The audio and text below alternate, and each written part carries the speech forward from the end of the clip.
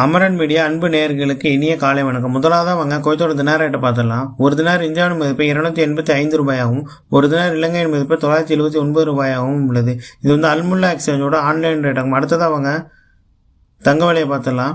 1 gram 24 carrot தூய தங்கத்தின் விலை 33 தினார் 287 ஃபீல்ஸ் ஆகவும், 1 கிராம் 22 கேரட் தூய தங்கத்தின் விலை 30 தினார் 524 ஃபீல்ஸ் ஆகவும், 1 கிராம் 21 கேரட் தூய தங்கத்தின் விலை 29 தினார் 126 ஃபீல்ஸ் ஆகவும், 1 கிராம் 18 கேரட் தூய தங்கத்தின் விலை 24 தினார் 965 ஃபீல்ஸ் ஆகும் உள்ளது. அடுத்ததான் அவங்க செய்திகளுக்குள்ள போயிடலாம். அதுக்கு முன்னாடி நம்ம சேனலை சப்ஸ்கிரைப் பண்ணாதவங்க சப்ஸ்கிரைப் பண்ணிடுங்க. பக்கத்தில் இருக்க பெல் ஐக்கனை கிளிக் பண்ணிடுங்க. அப்போ தான் நம்ம போடக்கூடிய ஒவ்வொரு வீடியோக்கும் நோட்டிஃபிகேஷன் மூலம் உங்களுக்கு இப்போ வாங்க செய்திகளுக்குள்ள போகலாம். அனைவருக்கும் இனிய 79வது சுதந்திர தின நல்வாழ்த்துக்கள். குவைத்தில் கப்து பகுதியில் சட்டவிரோத போதைப்பொருள் ஆய்வகத்தை நடத்தியதற்காக பெதுன் நபர் ஒருவர் கைது செய்யப்பட்டுள்ளதாக தெரிவிக்கப்பட்டுள்ளது. மேலும் முதல் துணை பிரதமர் மற்றும் உள்துறை அமைச்சர் அவர்களின் நேரடி மேற்பார்வையின் கீழ் மருந்து கட்டுப்பாட்டு பொதுத்துறையின் இயக்குனர் அவர்களின் தலைமையில் செயற்கையாக சட்டவிரோத தொழிற்சாலையை நடத்தியதற்காக பெதுன் நபர் ஒருவர் பாதுகாப்பு அதிகாரிகள் கைது செய்துள்ளதாக தெரிவித்துள்ளனர். மேலும் போராடுவதற்கும் சமூகத்தை அத்தகைய நச்சுப் பொருட்களில் இருந்து பாதுகாப்பதற்கும் அதன் தொடர்ச்சியான முயற்சிகளுக்கு இணங்க கப்தில் வாடகைக்கு எடுக்கப்பட்ட ஒரு தொழுவத்தில் போதைப் பொருட்களை உற்பத்தி செய்தல், சேமித்தல் மற்றும் விநியோகிப்பதற்கான ஆய்வகத்தை நடத்தியதற்காக பெதுன் நபரை DGGD பிரதிநிதித்துவப்படுத்தப்படும் குற்றவியல் பாதுகாப்புத்துறை கைது செய்ததாக உள்துறை அமைச்சகம் தெரிவித்துள்ளது.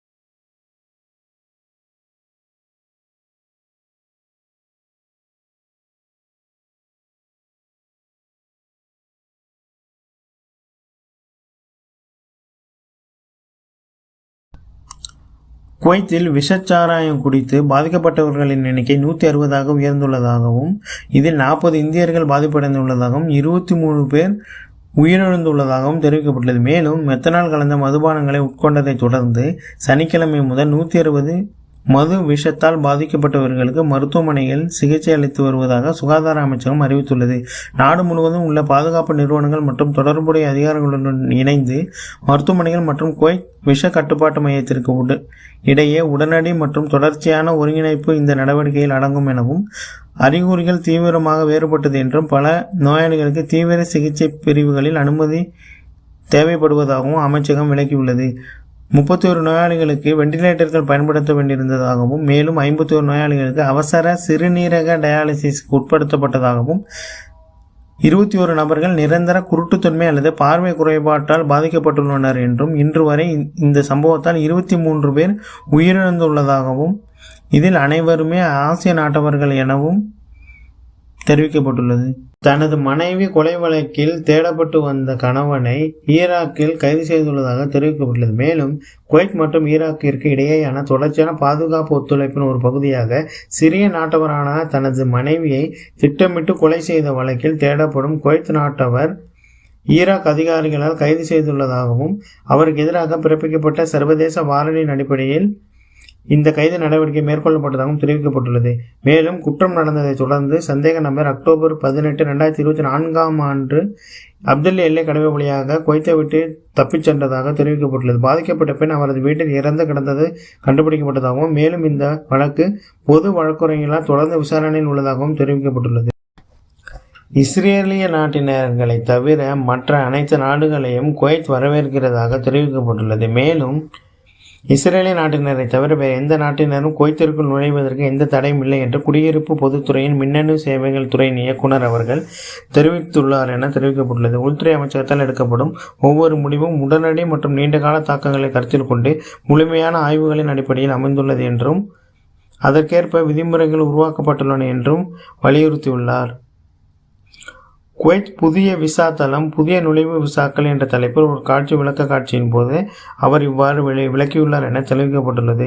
பல்வேறு நுழைவு விசாக்கள் வழங்குவதற்கான நடைமுறைகளை எளிதாக்குவதை நோக்கமாக கொண்ட முக்கிய பாதுகாப்புகளை அவர் எடுத்துரைத்தார் எனவும், புதிய மின்னணு விசா அமைப்பு சுற்றுலா பயணிகளுக்கு ஒரு கவர்ச்சிகரமான இடமாக குவைத்தின் நிலையை மேம்படுத்துகிறது என்றும் அவர் குறிப்பிட்டுள்ளதாக தெரிவிக்கப்பட்டுள்ளது. ஒப்பந்த தாமதத்தால் நகராட்சி துப்புரவு ஒப்பந்தத்தை 1 வருடத்திற்கு நீட்டிக்க வேண்டிய கட்டாயம் ஏற்பட்டுள்ளதாக தெரிவிக்கப்பட்டுள்ளது. மேலும் குவைத் நகராட்சி அக்டோபர் 10 முதல் கூடுதல் வருடத்திற்கு அதன் பொது துப்புரவு ஒப்பந்தங்களை புதுப்பிப்பதற்கான நடைமுறைகளை இறுதி செய்துள்ளதாகவும், பொது டெண்டர்களுக்கான ஒழுங்குமுறை ஒப்புதலுக்கான நகராட்சி தொடர்ந்து காத்திருக்கும் நிலையில் 17 ஒப்பந்தங்களை உள்ளடக்கிய இந்த நீட்டிப்பு வந்துள்ளதாக தெரிவிக்கப்பட்டுள்ளது. நகராட்சி வட்டாரங்களின்படி ஒப்பந்தத்திற்கான மாதாந்திர நீட்டிப்பு செலவுகள் 1 லட்சம் குவைத் தினார் முதல் 1,40,000 குவைத் தினார்கள் வரை இருக்கலாம் என தெரிவிக்கப்பட்டுள்ளது. அதிவேக சாலைகளில் பொறுப்பற்ற முறையில் வாகனம் ஓட்டுதல் மற்றும் மற்றவர்களின் உயிருக்கு ஆபத்து ஏற்படும் வகையில் வாகனம் ஓட்டிய ஒரு நபரை ஒரு குடிமகன் ஒருவர் காணொலி வாயிலாக எடுத்து உள்துறை அமைச்சகத்திற்கு அனுப்பியிருக்காரு. இதுக்கு முன்னால் வரக்கூடிய காணொலியை பாருங்க.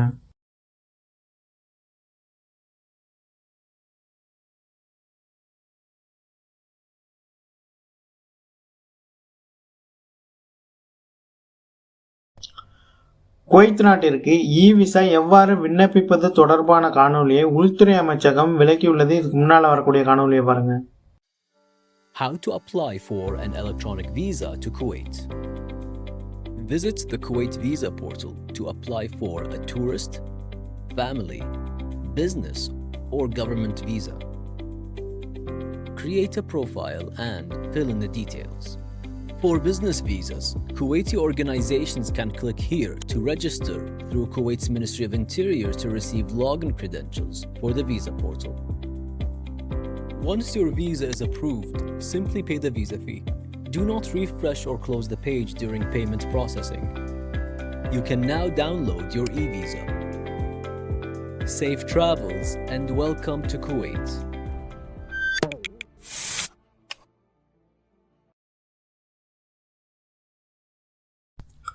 ஆகஸ்ட் 16 முதல், அதாவது நாளைய தினம் முதல் ஆகஸ்ட் 24 வரை ஃபாஹில் சாலை, அதாவது 30வது இலக்க அதிவேக சாலை எக்ஸ்பிரஸ் வே வாகன போக்குவரத்திற்காக மூடப்படும் என தெரிவிக்கப்பட்டுள்ளது. மேலும் முதல் ரிங் ரோடு சந்திப்பில் இருந்து ஃபாஹில் நோக்கிய 3வது ரிங் ரோடு சந்திப்பு வரை தெற்கு நோக்கிய இசா பின் சல்மான் அல் காலிஃப் தெரு மூடப்படும் என்று பொது போக்குவரத்துறை அறிவித்துள்ளது. இந்த மூடல் தஸ்மா மற்றும் தையா பகுதிகளிலும் 2வது ரிங் ரோட்டின் உள் நுழைவுகள் மற்றும் வெளியேறும் வழிகளையும் பாதிக்கிறதாக பொது போக்குவரத்துறை தெரிவித்துள்ளது.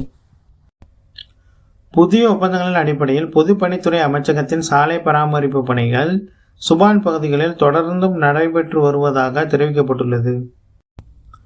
சாலை பணிகள் துறை இயக்குனர் அவர்கள், ஃபாஹில் மையத்தின் மேற்பார்வையாளர் அவர்கள் மற்றும் அனைத்து ஆய்வாளர்களுக்கும் ஆய்வு பிரச்சாரங்களில் மேற்கொள்ளப்பட்ட முயற்சிகளுக்கும் பொது தீயணைப்பு துறைக்கும் நன்றி என ஒரு குடிமகன் காணொலி வெளியிட்டிருக்காரு. முன்னால் வரக்கூடிய காணொலி பாருங்க. على صناعية فاحيل، شو ما شاء الله كل موظفين البلدية فاحيل بقيادة وقنيس. شوف العالم ان شاء الله العام، شوف حيل جماعة موجودين هني كلهم، شوف على المحلات يعني شغالين عليهم جماعة، يعطيهم العافية جزاهم الله خير. شوف كله موجودين، سيارة المطافي شوف كلهم موجودين، يعطيهم العافية يعطيهم العافية. معاهم انت بعد اليوم بحملة؟ ايه كله الحمد. يلا شوف هم بعد شوف سير الشارع طالع ان شاء الله. شوف شغالين شوف السيارات شغالة، شوف شغالة، شوف البلدية اليوم استنفار صناعية فحاحيل اليوم. شوف يعطيهم العافية. طلع السيارة، شوف وقنيس، شوف في الشارع عشان يشيلون السيارة يرفعونهم، يعطيهم العافية. شوف رفعوا السيارة، شوف سيارة الأطفاء جايين، شوف كل مشاركين اليوم. يعطيهم العافية، يعطيهم العافية. محافظة الأحمدي يعطيهم العافية على راسهم الشيخ محمود جابر صباح، محافظ الأحمدي يعطيه العافية. المطافي شوف كلهم جايين اليوم استنفار. شوف ماكو اليوم مشتغلين اليوم على الصناعية، ما تلف حيل. شوف شكل الشوارع شغالين، شوف حيل. شوف يعطيهم العافية، ما قصروا، يعطيهم العافية. شوف السيارات، شوف رفعوها، سيارة مرفوعة. شوف கடைசி வரைக்கும் பார்த்தவங்க அனைவருக்குமே மிக்க நன்றி. இந்த காணொலியை பற்றி உங்களோட கருத்தை மறக்காமல் கீழே பதிவு பண்ணுங்கள். நன்றி, வணக்கம்.